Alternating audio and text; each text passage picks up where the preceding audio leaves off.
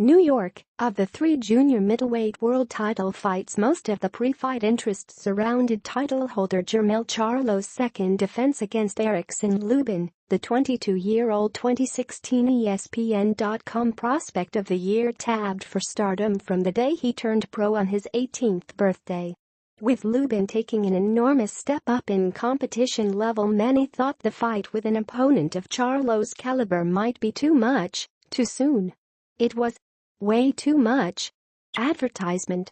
Charlo annihilated Lubin in a first-round knockout victory to retain his 154-pound world title Saturday night on the card headlined by Erislandy Lara-Terrell Gausha at Barclays Center in Brooklyn. Virtually nothing had happened for most of the round, when suddenly Charlo connected with a right hand on the chin when they were in close and Lubin collapsed to the canvas. His arm was eerily outstretched as referee Harvey Dock began to count, but waved off the fight at 2 minutes, 41 seconds without completing it. When Lubin, 22, of Orlando, Florida, got to his feet and was helped back to his corner, he seemingly had no idea where he was. He was staggering and unsteady when he sat down on his stool, not even realizing what had happened. He said he was okay, but he sure didn't look like it. "I'm fine. He caught me with a blind shot. I didn't see it coming. He landed it," said Lubin, who made $225,000. "I felt like when I got up I could have kept fighting, but it's boxing. It happens. I got caught with a nice shot on the chin and couldn't recover in time. I didn't see the punch coming, so I have no excuses. I'm young and have plenty of fight left in me. This is just a minor setback. I'll be back sooner than later and hungrier than ever." Leading up to the fight, it was Lubin who did a lot of talking, but he could not take the punches from Charlo, 30-0, 15 KOs, 27, of Houston, who has now scored impressive knockouts in all three of his title bouts. He won a vacant title by 8th-round knockout against John Jackson in May 2016 and drilled mandatory challenger Charles Hatley in the 6th round in April. He was even more impressive against Lubin, 18-1, 13 KOs, another mandatory challenger many considered one of the top rising contenders in boxing. Now Charlo would like to unify titles, be it against the winner of the main event between titleholder Erislandy Lara-Terrell Gausha or Jarrett Hurd, who retained his belt on the undercard. "We're going to unify. The other champions want to fight me, and I'll take any of them," Charlo said. "Give me another title. I want Hurd. Hurd just won. Give me Hurd." Hurd stops Trout in Thriller. Jarrett Hurd, left, retained his junior middleweight title by stopping Austin Trout in round 10. It was the first time Trout has been stopped in a fight. Photo provided by Ed Diller de Bella Entertainment. In an incredible, action-packed fight of the year candidate, junior middleweight Jarrett Hurd retained his world title for the first time as he scored a 10th-round knockout of former titleist Austin Trout, who showed enormous heart but ultimately took a beating. Hurd, 21-0, 15 KOs, 26, of Accokeek, Maryland, knocked out Tony Harrison in February to win a vacant world title and was defending it for the first time against Trout, who was returning from a 17-month layoff since a decision loss to Charlo for a world title in May 2016. Punch stats. Punches: Hurd Trout landed 265, 208. Thrown 753, 673. 35%, 31%. Courtesy of CompuBox. Hurd got off to a slow start, barely throwing any punches in the first 2 rounds, while Trout established his jab, but Hurd seemed to wake up in the action-packed 3rd round as he and Trout traded clean shots. But Hurd is a much bigger puncher and seemed to do more damage with his blows.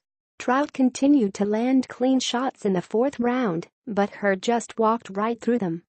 Hurd's power was clear in the 5th round when he hurt Trout twice with powerful right hands to the head in yet another action round. They kept it up in the 6th round, trading with abandon, but Hurd did major damage. He badly hurt Trout with a right hand that had him staggering on jelly legs, though Trout came back in the final seconds of the round. Trout, 34, 17 KOs, who made $225,000, opened a bad and bloody cut over Hurd's left eye in the 7th round, and Hurd dabbed at it as Trout went after him. But Hurd, who earned $330,000, landed a punishing right hand that nearly dropped Trout as the crowd went wild. In the opening moments of the 8th round, Hurd landed a massive right hand that nearly dropped Trout, who somehow managed to stay upright and then continued to battle Hurd toe-to-toe. By the 9th round, Trout's right eye was nearly swollen closed from taking so many clean shots. That Trout, a 32-year-old southpaw from Las Cruces, New Mexico, was still able to stay on his feet through all the punishment was impressive, even as his legs appeared to weaken in the late rounds. He took a beating in the 10th round. Finally, after the round, referee Eddie Claudio stopped the fight upon advice of the ringside doctor in Trout's corner. It was the first time Trout has been stopped in any of his 4 defeats, including to Canelo Alvarez. According to CompuBox Punch statistics, Hurd landed 265 of 753 punches, 35%, and Trout connected with 208 of 673 blows, 31%, but Trout's shots didn't have nearly the steam on them as Hurd's. Trout was taken to the hospital following the fight as a precaution. Detroit middleweight Tony Harrison, 25-20 KOs, won a unanimous decision over Paul Valenzuela Jr., 26-14 KOs, of Mexico, in a hellacious battle. Harrison by scores of 80-71, 78-773 and 78-73, but it was no walk in the park. Harrison, 27, was fighting for the time since February, when he suffered a 9th-round knockout loss to Hurd in a vacant world title fight. Valenzuela, 30, was also seeking to shake off a defeat in March. They produced an action-packed battle. Referee Steve Willis docked 1 point from Valenzuela for a low blow in the 5th round after twice warning Harrison for the same infraction, but not taking a point. The 7th round was wild. Harrison staggered Valenzuela with a right hand, but he came right back and dropped Harrison to a knee with a right hand, but Willis missed the call and the fight continued. Valenzuela continued to tee off and was close to stopping Harrison, but he rallied late in the round and nearly had Valenzuela out on his feet as it came to an end.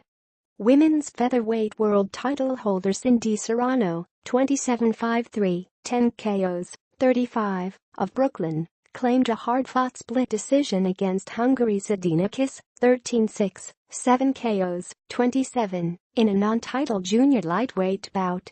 Serrano, the older sister of 5-division world title holder Amanda Serrano, won 79-73 and 78-74 on 2 scorecards, while one judge awarded the bout to Kiss 78-74. Junior middleweight Jordale Booker, 8-0, 4 KOs, 26, of Brooklyn, won a hard-fought slugfest against fellow southpaw Malcolm McAllister, 9-1, 8 KOs, 26, of Long Beach, California. Booker won 79-72, 78-73 and 78-73 over again McAllister, who got dropped hard between the ropes in the 7th round, but fought Booker toe-to-toe in the 8th and final round as the crowd cheered wildly. Brooklyn welterweight Richardson Hitchens, 3-0, 1 KO, a 20-year-old 2016 Olympian who represented his parents' home country of Haiti and who is promoted by Floyd Mayweather, rolled to a shutout decision against Pennsylvania's Jordan Morales, 2-3, 2 KOs, 28. All 3 judges scored it 40-36. Bronx, New York heavyweight George Arias, 9-0, 5 KOs, 25, survived a 2nd-round knockdown and stopped Mario Heredia, 14-6, 12 KOs, 24, of San Diego, after at the end of the 6th round. It was a brutal slugfest as both showed heart and grit. But after the 6th round the doctor called for the fight to be stopped in Heredia's corner because of all the punishment he had taken. Welterweight Julian Sosa, 10-0-1, 3 KOs, 21, of Brooklyn, dropped Eric Daniel Martinez, 14-10-1, 8 KOs, 26, of Mexico, in the third round and cruised to a shutout decision, 40-35 on all three scorecards.